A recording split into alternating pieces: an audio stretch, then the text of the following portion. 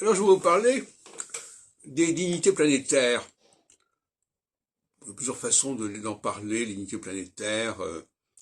Les Anglais parlent de rulerships. On peut parler des, des exaltations des trônes, des domiciles, etc. En 1971,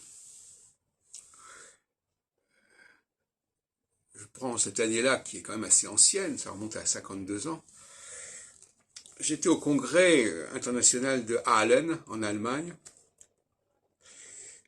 organisé d'ailleurs en rapport avec l'ISAR, l'International Society for Astronomical Research, de Julian Sturm né Mulette, un congrès important, et au cours duquel je fais la connaissance de Lisa Morpurgo. Lisa Morpurgo, qui travaillait sur ce sujet, justement. Moi-même, j'avais déjà beaucoup travaillé sur ce sujet, malgré mon jeune âge. Elle publiera l'année suivante, d'ailleurs, son bouquin en italien, dédié à Paul Colombet, Introduzione all'astrologia e decifrazione dello zodiaco, déchiffrement du zodiaque. Parce que toute la question est là. Les domiciles des planètes, c'est une façon de déchiffrer, de décoder, de décrypter le zodiaque, si on admet que les planètes sont là pour structurer les symboliques zodiacales.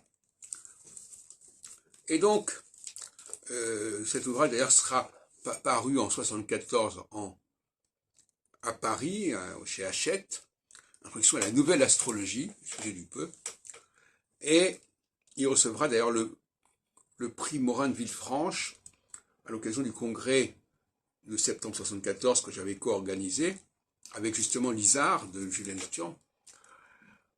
Il le recevra en même temps que le fondement de l'astrologie de Daniel Vernet. Et donc, dans cet ouvrage-là, là j'ai l'édition italienne sous les yeux, il y a ce dessin qui est très intéressant, qui ressemble un peu à l'ADN, au dessin de l'ADN. Et moi-même, j'allais publier en 1976, donc un peu plus tard, un travail sur le même sujet, dans Clé pour l'astrologie. Et donc on était tous les deux axés sur la restructuration du symbolisme de la relation planète-signe. Mais la différence entre elle et moi, c'est que nous n'allions pas arriver aux mêmes conclusions. C'est-à-dire que le paradoxe, si vous voulez, c'est que alors j'en reparlerai également dans les mathématiques divinatoires en 1983. Le paradoxe, c'est que la question de savoir à quoi ça sert, quel est le mode d'emploi de cette affaire. Donc dans ces mathématiques divinatoires, il y a toute une partie sur l'astrologie. Enfin, puisque le mot mathématique veut bien dire ce qu'il veut dire, c'est-à-dire que tout ce que j'avais étudié là-dessus. Alors c'est cette méthodologie que j'avais développée, avec une préface de Jean-Charles Pichon, c'est une méthodologie qui consistait à retrouver la cohérence des différents dispositifs divinatoires dans différents domaines, géomancie, King et compagnie. Et en découvrant cette cohérence, contrairement à ce qu'on pourrait croire, ça ne les rend pas d'autant plus acceptables.